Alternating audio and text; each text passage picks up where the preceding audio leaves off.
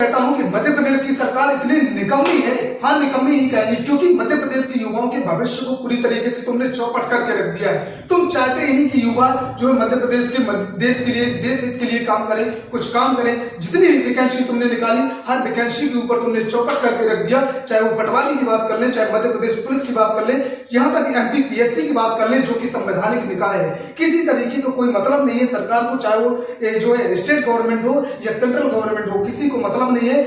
दोस्त केवल बातें करेंगे, केवल ये बात कर सकते हैं कि देश के युवाओं ने ये नहीं किया, देश के युवाओं में ये कमी है, देश के युवाओं में ये कमी है।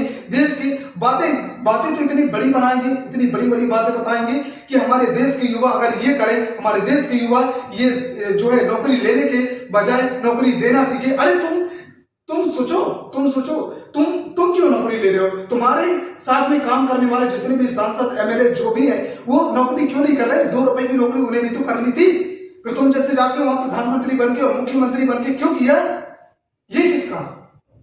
अरे तुम्हारे पास जब होगा तब ना। अगर हमारे पास होता, इन युवाओं के पास होता, 2 वक्त की रोटी खाने के लिए होती है, तुम्हारे जैसे ऐश और मजे उड़ाने के लिए होते, तो तुम्हारी इस निकम्मी छोटी सी हरकत, इस तरीके से निकम्मी हरकतों के लिए तुम्हारे तलवे चाटते होते? बताओ तुम। इस तरीके से हरकतें तुम कर रहे हो ना, जिस तरीके से भगवान तुम्हें कभी माफ नहीं करेगा। ना तो देश के युवा कभी माफ करेंगे और ना ही भगवान माफ करेगा तुम्हें। देश के युवाओं को तुम इतनी सोच लो कि किसी ने कहा है कि जब है ना, किसी ने कहा है हो जाता है तो गरीब की हाय से ना लोहा भी भस्म हो जाता है। यहाँ तुम और तुम्हारी सरकार और तुम्हारी ये निकम्मी सरकार कुछ भी न रहेगा एक दिन। क्योंकि अगर तुम इस तरीके से देश के भविष्य के साथ खिलवाड़ करते रहे, और यहाँ तुम बातें करते हो कि जो है मध्य प्रदेश के युवा, देश के युवा जो है भविष्य है, भारत का निर्माण करेंगे, आने वाले भारत का निर्माण करेंगे, एक नए युग का निर्माण करेंगे। अरे तुम्हारे जैसे लोग रहेंगे तो क्यों? तुम कुछ करने ही नहीं दे रहे, उन्हें खाने पीने के लिए तो एक जॉब तो दे नहीं पा रहे, और तुमसे कौन सा भीख में जॉब मांग रहे हैं? भीख में थोड़ी ना जॉब मांग रहे हैं। इतनी मेहनत करने के बाद, दिन रात मेहनत करने के बाद भी कहीं तुमने MP पुलिस रिजल्ट को देख लो, MP पुलिस रिजल्ट को देख लो, बार कम से कम 6 महीने, 2 साल से हो गए, साला वही फंसा कर रख दिया। तुम लोगों को क्या कहेंगे तुम्हारी हरकतों को? तुम्हारे हाथ में सब कुछ है। ऐसी कंपनी को, सड़ी हुई कंपनी को तुमने टेंडर दे दिया, वही बदनाम कंपनी है, बदनाम व्यापन कंपनी को तुमने, व्यापन ESV व्यापन कंपनी को तुमने जो है बदनाम, जो हजारों बार पेपर लीक करवा चुकी है, हजारों बार उन्होंने जो है पेपर को कई बार जो है लीक करवा दिया है, हजारों बार उन्होंने जो है बच्चों के साथ जो है बेईमानी ही कर रहे हैं वो लोग। ऐसी कंपनी को जानबूझकर तुम टेंडर दे रहे हो और कह रहे हो इनमें तो तुम्हारी खुद की मिलीजुली सरकार रहती है, इसीलिए इस तरीके से होता है। नहीं तो अगर इस तरीके से होता ना, एक भी बार तुम ऐसा डिसीजन लेते कि दोबारा इन कंपनियों का यहाँ पर पता भी नहीं चलना चाहिए था। इस तरीके से तुम्हें डिसीजन लेना चाहिए था, तब जाने, और समय पर एग्जाम हो। अब तुम बताओ मैं क्या कहूं? तुम बताओ कि तुम्हारे इलेक्शन हुए, समय पर हुए, MPPSC के एग्जाम तक रोक दिए गए, स्टेट PSC के एग्जाम तक रोक दिए गए, UPSC के प्रीलिम्स को रोक दिया गया, पीछे डेट बढ़ा दी गई, पोस्टपोन कर दिए गए। तुम्हारे इलेक्शन रहे तो सब कुछ कर दिया जाता है देश में, आपात लगा दिया जाए। लेकिन बच्चों के भविष्य की जहां बात आई, उनके पेपर को डेट बढ़ा दी जाए, पोस्टपोन कर दिया जाए, उनके पेपर की डेट को रोक दिया जाए, और यहाँ पर कोई बोलने वाला नहीं है। वो चाहे हाईकोर्ट हो, चाहे सुप्रीम कोर्ट हो, कोई भी बोलने वाला कुछ भी नहीं है। और अगर केस जाता भी है तो बार बस यही बातें हो जाती है कि कोर्ट के अंदर केस जाएगा बार, और बस वहां 6 महीने 1 साल लगेंगे, और जब तक कोई उसकी बात को सब भूल जाएंगे। तो ये बस चल रहा है देश में। इस तरीके से जो बातें चल रही है, देश को पूरा का पूरा बर्बाद करने की और राज्य को बर्बाद करने की, राज्य के युवाओं को बर्बाद करने की केवल और केवल साजिश चल रही है, पूरी की पूरी साजिश है। और ये साजिश किसी और की नहीं है, ये साजिश सीधी सी बात है कि तुम्हारी साजिश है। नहीं तो जब तुम्हारे इलेक्शन की बात आती है तो समय से इलेक्शन होते हैं, सही से इलेक्शन होते हैं, कहीं कुछ फर्जीवाड़ा नहीं होता। इतने हर एक स्टेट में अलग अलग जो है इलेक्शन होते हैं, कहीं कुछ भी नहीं होता। लेकिन यहाँ जब एक छोटा सा एग्जाम होता है स्टेट के अंदर, ये 2 दिन का भी वनडे एग्जाम भी होता है यहाँ, तो हजारों बार पेपर लीक होते हैं, पेपर से पहले पेपर पता चल जाते हैं, दुनिया भर में फैल जाते हैं, नेट में, इंटरनेट हर जगह फैल जाते हैं। तो इस तरीके से क्यों होती है बातें? और अगर आ भी गया तो ये साला आरक्षण फंसा के रख दिया, कहीं 87%, कहीं 13% आरक्षण। अरे तुम्हारी जब औकात नहीं थी तो तुमने आरक्षण लगाया क्यों? तुम्हारी औकात नहीं थी देने की तो पहले से वैकेंसी देने से पहले उसमें पूरी तरीके से मेंशन करना था कि हम जो है इस आरक्षण को नहीं मानेंगे, नहीं करेंगे, कुछ कम से कम रिजल्ट तो समय से दे देते। लेकिन तुम कुछ भी नहीं करोगे, बस वही फैला के सारा जब से देखा, लगभग मैं 2014 से देख रहा हूँ सारा वही बातें हो रही है। एक भी एग्जाम ऐसा नहीं है, तुम बता दो मुझे कि कौन सा एग्जाम तुमने ऐसा करवा दिया एमपीपी के अंदर, मध्य प्रदेश के अंदर, कि जो सही समय पर हुआ हो, सही समय पर उसका रिजल्ट आया हो, सही नियुक्तियां मिली हो। एमपी पटवारी को देख लो, तुम जैसे निकम्मो, क्या बोलना तुम्हें, निकम्मा नहीं बोलेंगे तो क्या बोलेंगे, हैं? तुमने देश के भविष्य को चौपट करने में लगे हो, और यहाँ ये पूछते हो सवाल, सरकार ये पूछने की वजह कि इन्हें जो है समय पर एग्जाम करवाए, तो सरकार ये पूछती है कि पता लगाओ कि जो है युवा आत्महत्या क्यों कर रहे हैं? युवा आत्महत्या क्यों कर रहे हैं? आखिर क्या कारण है? अरे कारण तो इसका मुख्य कारण तुम ही हो। अब बताओ कि जो लोग 40 साल 21 साल से उम्र लेकर उनकी 35 साल 40 साल 45 साल 50 साल एज हो गई है, वो क्या करेंगे? और एक जॉब के पीछे मरते पढ़ाई करते करते उनका अपना जीवन बर्बाद कर दिया, उन्होंने अपनी पूरा जीवन उसी पर बर्बाद कर दिया है।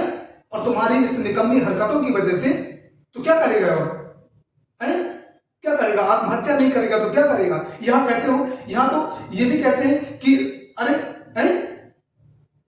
नौकरी मांगने वाले नहीं, नौकरी देने वाले लोगों। अरे सोचो तुम इतने बड़े लोग हो, तुम्हारी इतनी छोटी सी जो है सोच रहेगी तो किस तरीके से जो है देश आगे बढ़ेगा, राज्य आगे बढ़ेगा। सोचो, यहां तो हमारे ये आपने देखा अभी पटवारी भर्ती को लेकर मुख्यमंत्री जी ने क्या कहा? बच्चों ने जांच रिपोर्ट मांगी, जांच रिपोर्ट तुम्हारे पास आई भी, तुमने देखी भी नहीं, और ऐसे ही कह दिया हाँ जांच रिपोर्ट मैंने सही से देखा नहीं, लेकिन फिर भी सही है। अरे ये कौन सी तुम्हारी बात हो गई? कम से कम तुम्हें तो देखने ना, तुम्हें नहीं देखने तो उसे नेट पर जिन लोगों ने पेपर दिया था उनके पास जो प्लेट उन्हें दे देना था, उन्हें तो कम से कम दिखाना था। तो ये सीधी साजिश है। बच्चों, तुम ना सरकारी जॉब के पीछे मत पड़ो, नहीं तो तुम्हारा भविष्य बर्बाद हो जाएगा। और समय रहते अपने आप को सुधार लो, कुछ और कर लो जीवन में, नहीं तो तुम्हारा जो है भविष्य चौपट हो जाएगा। आज भी मैं कहता हूं, हमेशा मैं यही कहता हूं कि तुम कुछ और कर लो, इसके साथ कुछ और कर लो इसके, लेकिन सरकारी जॉब के पीछे मत भागो। एक दिन ऐसा होना चाहिए कि सरकार को ना जो है सरकारी ऑफिसर नहीं मिलना चाहिए, सरकारी लोग नहीं मिलना चाहिए, फॉर्म भरने वाले नहीं मिलना चाहिए, इनके वैकेंसियों पर एक आदमी जो है फॉर्म नहीं भरने वाला मिलना चाहिए। इस तरीके से करो। कोई भी वैकेंसी पर कोई भी स्टूडेंट को, कोई भी युवाओं को जो है फॉर्म ही नहीं भरना चाहिए। अरे जब तुम्हारा एग्जाम समय पर होना ही नहीं, कुछ होना ही नहीं, कि वक्त तुम्हारे जो भी तुम्हारे माता पिता के पास है, माँ बाप के पास जो भी 2-4 पैसे होंगे उनको भी तुम बर्बादी करने में लगे। इससे अच्छा तो होगा कि इकट्ठा करते रहो, साल में कुछ अपना 2-4 रुपए का जो है कुछ धंधा कर लो। कम से कम इतना तो होगा कि तुम्हारे जीवन में कुछ ना कुछ कम से कम 100-50 रुपए तो दिन में कमाओगे। इनके चक्कर में पड़े रहोगे तो तुम्हारा जो है चौपट ही है जीवन। इन्होंने तो सोच ही लिया कि तुम्हारे जो है युवाओं के जो जीवन को चौपट ही कर देना है। उनकी सरकार आएगी, हमें सरकार से किसी के मतलब नहीं। आज इनकी सरकार है तो हमें कौन सा फायदा है, कल दूसरी की सरकार आएगी तो हमें कौन सा फायदा है, दूसरी पार्टी की सरकार आएगी तो हमें कोई फायदा नहीं, चाहे किसी की भी सरकार बन जाए। बस जब जब वोट आती है, वोटों का नंबर आता है तो गांव घर डिडोरा लेके पीटते हैं। हम तो तुम्हारे पैर जो पड़ रहे हैं, पैर जोड़ रहे हैं, इसका नाम जोड़ दो, सूची में जोड़ दो, इसमें जोड़ दो, है? यहां पर कोई बात नहीं सुनती। आज ये बात सुनने के लिए सामने आ गए। अरे तुमने हद कर दिया। कम से कम आज भी आंखें खुले। मैं तो माननीय मोदी जी से मेरी यही रिक्वेस्ट है कि प्लीज करके बच्चों के, युवाओं के भविष्य के बारे में सोचिए। हैं? आप नहीं, आपकी नहीं, मैं तो कहता हूं कि आपकी जो है 400 नहीं 400 नहीं, पूरी की पूरी 500 सीटें जो है हो जाए। लेकिन क्या करें, इस तरीके से जो है युवाओं के साथ होगा तो युवाओं के जीवन को क्या प्रभाव पड़ेगा और क्या युवा सोचेंगे, क्या सोचेंगे आप बताइए। आपको खुद सोचना चाहिए। आप तो इतने नीचे से उठकर आपकी जो है कहानियां सुनने को मिलती हैं कि हमारे देश के जो है प्रधानमंत्री जी इतने नीचे से चाय बेचते थे, इतने ऊपर गए। तो आपको तो पता है ना किस तरीके से जो है बच्चों के साथ होता है? बच्चे तो क्या मैं बोलना, मुझे क्या बोलना। आप तो मन की बात करते हैं, मन की बात देश के युवाओं के लिए करेंगे ना, देश के भविष्य के लिए करेंगे ना, लेकिन देश के भविष्य को चौपट करने के लिए लगे हुए हैं लोग। तो इससे क्या कहा जा सकता है, आप बताइए। बाकी तो छोड़ते हैं आप ही पर। तो बस यही कहना चाहूंगा कि अगर अपना जो चाहते हो, अपना जो है अपने भविष्य को आगे बढ़ाना चाहते हो, तो ये जो है सरकारी नौकरी के चक्कर में मत भागो, कुछ ना कुछ जीवन में कर लो, अपने माता पिता की सेवा करो, कुछ ना कुछ 2-4 पैसे जरूर कमाओगे। और जीवन कोई मर नहीं जाता, ठीक है ना, कोई कुछ कर नहीं जाता। बस ये सरकार के पीछे मत लगे रहो, इसकी सरकारी जो नौकरी के पीछे लगे रहोगे तुम्हारा जीवन बर्बाद हो जाएगा। मुझे बहुत दया आती है, आपका अपने पूरा का पूरा भविष्य है, पूरा जीवन है, कुछ ना कुछ जरूर कर लेंगे।